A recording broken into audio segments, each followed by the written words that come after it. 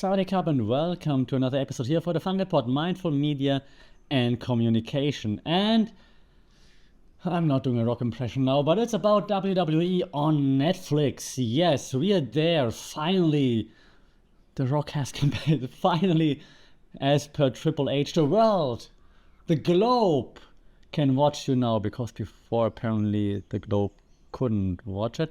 But anyway, so now it's on a global streaming platform. Great. It is.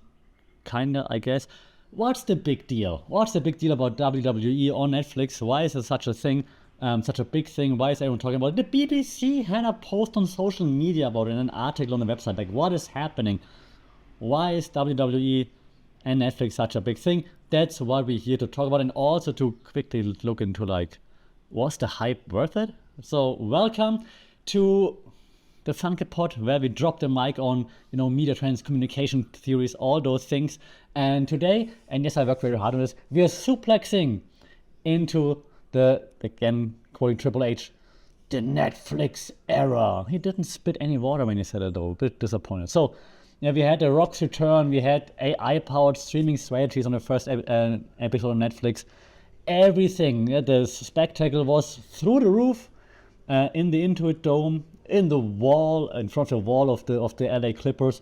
So let's take a look at, like, what actually happened through the lens of media theories. Okay, so gonna look a little bit at, like, WWE's legacy, just a little bit, because it has a significant impact on live entertainment, of course. And then we're looking into, like, Netflix strategy, into, like, why they partner with WWE. They're going more into live events right now, right? They had, like, live stand-up, then they had, like, now the NFL Monday Night Football, the Christmas games, right? Live. So, yes, it's a bit of a move from binge culture to now live streaming. Very, very, very interesting, I believe. All that and more in the next 20 minutes or so, okay? So, first I want to talk about, like, a few highlights of the premiere episode through, well, the media lens, because that's what we do here, right? So I don't go through all the matches. There are other channels who review every single match, and I'm not doing this. I try to put the media lens on it, okay? So the first thing we have to talk about is, of course, the return of the great one, the most electrifying man in all of entertainment, the people's champ, the Rock, right? Of course, the Rock returns, and yeah, it was electrifying. Lots of hate online. Strong about criticism as to why The Rock was so nice and complimentary to Cody Rhodes, for example. They were beefing the last time they were seen together, but now I think The Rock was more there as, like, the member of the board rather than, like, his actual, like, villain persona. And he already said, like, The Rock's always ahead of everybody else, so don't you worry. There's a plan in there, right? The media theory that applies here, in particular, of course, use and gratification theory, right? Give the audience what they want. Your fans tune into WWE to fulfill their needs. And in this case, The Rock hits some of the needs, which is nostalgia and excitement, right? People like me who've been watching WWE for 30-ish years or so, when The Rock's music hit, we're like, oh my God, even though we know he's old, we know it's The Rock. It's the most electrifying man in all of entertainment. So what do you think about it? It doesn't matter what you think about The Rock, okay? So it's like this nostalgia moment. You're like, oh my God, so cool. Okay, so that's definitely use and gratification, right? The Rock's return clearly caters to, like, an audience like me, myself, and I. Like, audience demands for spectacle, sentimentality, things like this. As soon as he hits a catchphrase, you're like, yes! I'm doing the Rock goosebump thing right now if you're not watching. Okay, so that was, of course, one thing. I'm not talking about his delivery right now, but it's just, like, a media theory that is clearly being used here, okay? Another thing that they did very well from a media point of view was in the match between CM Punk and Seth Rollins.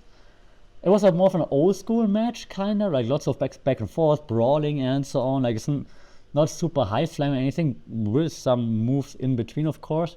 But the dramaturgical perspective here, and that's now the media theory, was pretty impressive, I think, because, of course, in every match there's, like, hero villains, there are tweeners that are the ones that are in between.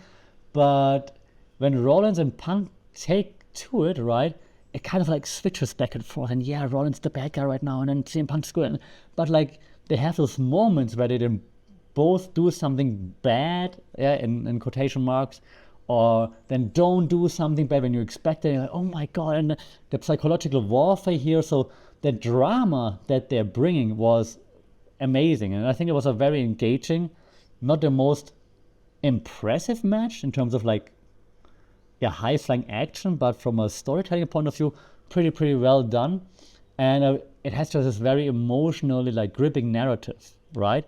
Seth Rollins been hating CM Punk for a long time. Then he injured him when he came back, and things like this, right? It's just fantastic. It's just you know, that's the popcorn emoji. It's popcorn. It's what we call dramaturgical perspective. So when you sit back, you see, okay, I see the drama unfold. They're taking the audience on like a story ride. It's just beautiful. We saw also a women's match. Rhea Ripley versus Liv Morgan. I think here we can talk about like gender and media representation a little bit, a theory that we often discuss in media studies. The WWE German in the house, WWE women's division, showcases that like women of course can do the same things as men, which is of course true, yet they still sometimes lack like the premier spots on the card. With Rhea Ripley, I mean, she's usually featured very well, but other wrestlers maybe less so, which would be room for improvement, I believe. But still, something that has progressively become better over the last few years, I want to say, because if you're as old as me, you remember when female wrestlers were called divas and had to wrestle, had like mud wrestling in bikinis and things like this. Hey, stay with me right now, don't Google that. Okay, then, let's talk about it. I was thinking how to structure, but let's talk about like the production, because they had some innovations there on Netflix, which was pretty interesting to me. Like they had like enhanced viewing features, like you can like instant replay, go back 10 seconds and whatnot, which you couldn't do in WWE before, and here I want to throw in my good old friend Marshall McLuhan with one of the things he talked about as well. He's not the only one, but he talked about it as well. He talked about technological determinism, and I want to connect this to one of his most famous quotes, which is like, the medium is the message. And yeah, if you're one of my students, you probably have bleeding ears because I mentioned this quote so many times.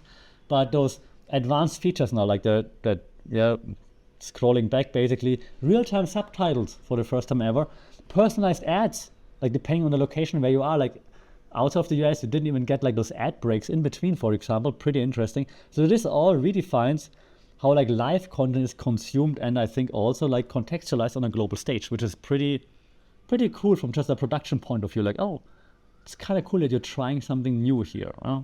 If it's really a cool thing per se, let's see about that, but it's nice to see that they're trying something new and that they're adding something. So that also means there's no censorship right now anymore. Let's see for how long. But it also means that when The Rock came out and dropped the F-bomb and things like this, you're like, oh, wow, okay, F-bomb on basically American television. Like, wow, let's effing go. Very interesting. The cameras, I'm not going too much into technical detail, but also pretty cool because I think the visuals have been also quite a bit different. Also with how the ring is now structured and like the lighting and everything a bit different than before.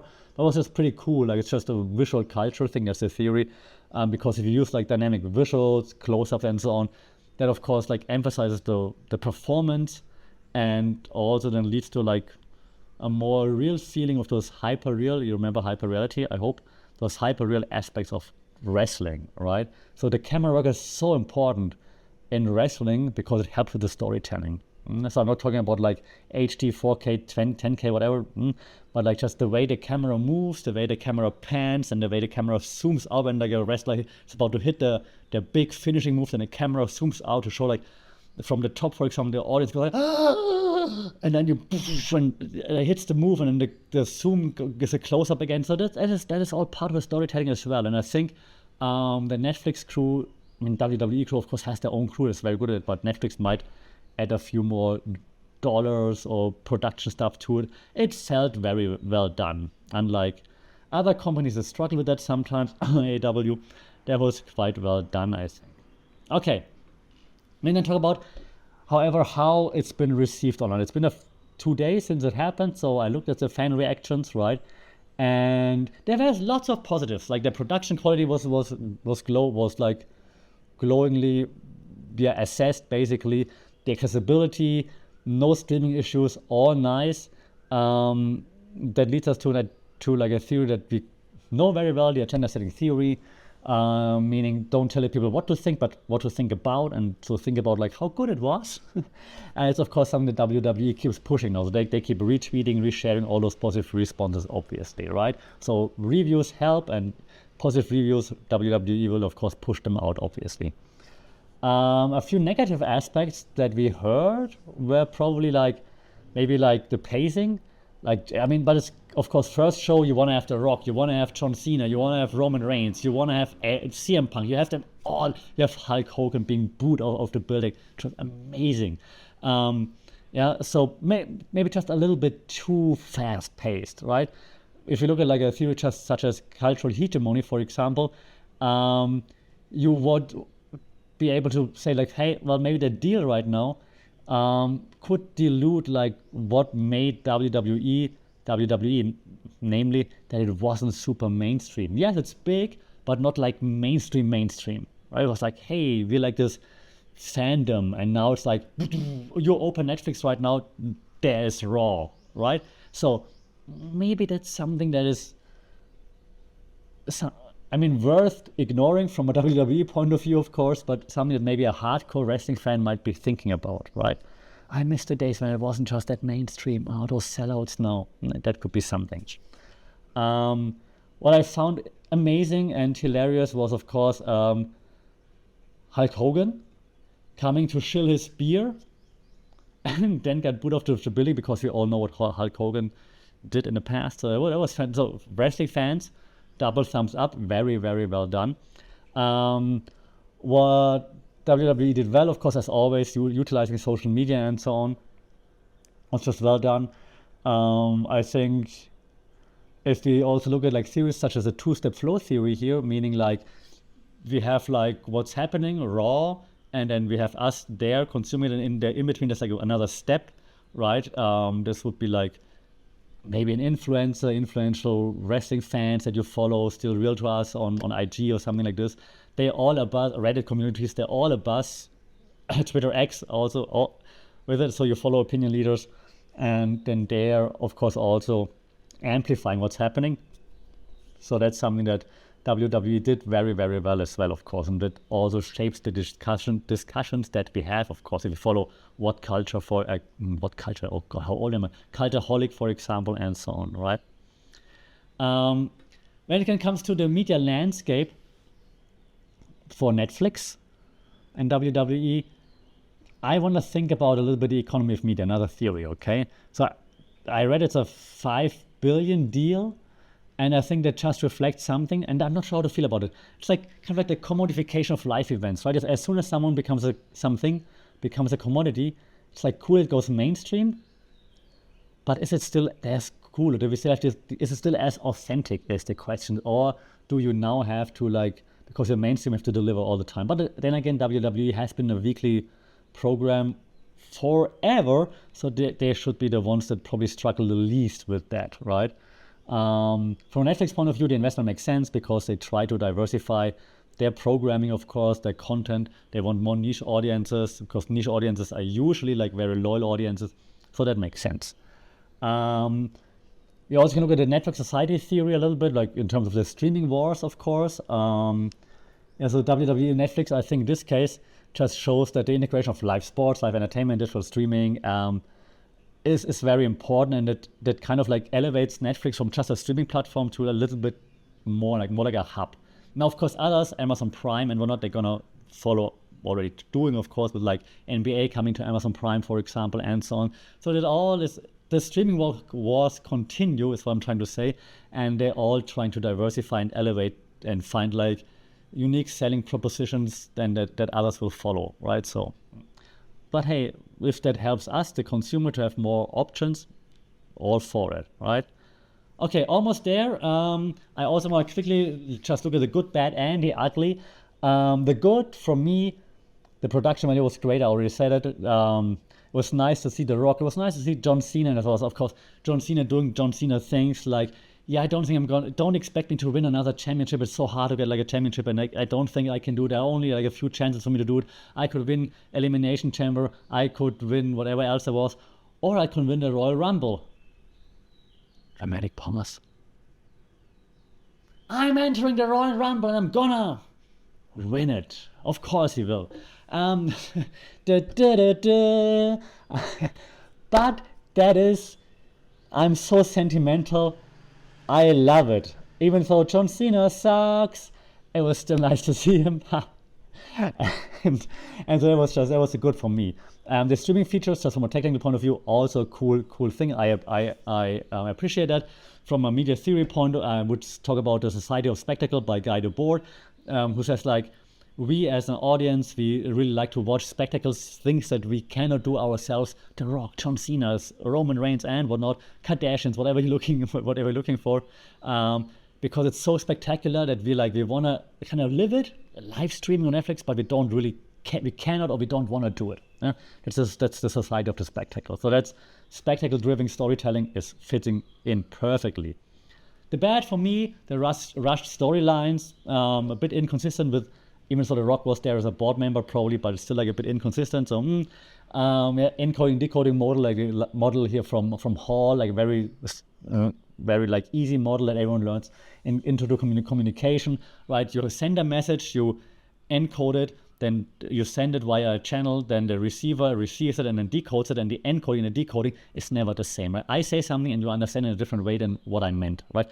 Couples understand what I'm talking about right now, right? So fans interpret WWE storytelling differently than what WWE meant. We're thinking like, what? Why is The Rock so nice to Cody Rhodes? The WWE was like, it's the board member, Dwayne Johnson, and we're like, The Rock was a villain with Cody Rhodes. Why is he so nice now? Right? So different, mixed understanding. The ugly. All the sponsors now that WWE has on the canvas, which might lead to WWE changing, losing a bit of its identity, what made it so unique. But as a combat sports fan in general, I'm not really bothered by it, to be honest. So let's wrap this son of almost The Rock. Let's wrap it up and shove it sideways. I think it's a great step because it will make it easier for a global audience to see maybe. I think the transition from live TV, linear TV, to streaming does help with the experience. It blurs the lines between traditional and digital platforms even more, elevates Netflix even more, will also then help Amazon Prime, and they have the NBA and so on, to elevate them also even more. I think it was a successful step, a successful start. I did enjoy it. I don't think it's like that huge. I mean, I wouldn't call it a Netflix era, for example. Like we had like the Attitude era and things like this. Don't call it a Netflix era. That's just annoying. That's just like taking the piss out of the audience that bought into like the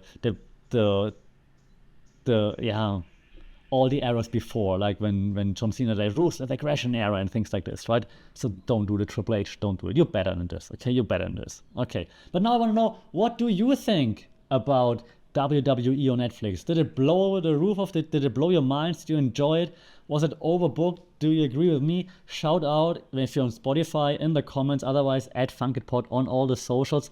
Until then, stay safe, take care, and well, always kick out a 2. See you in the next one. Bye, Cup.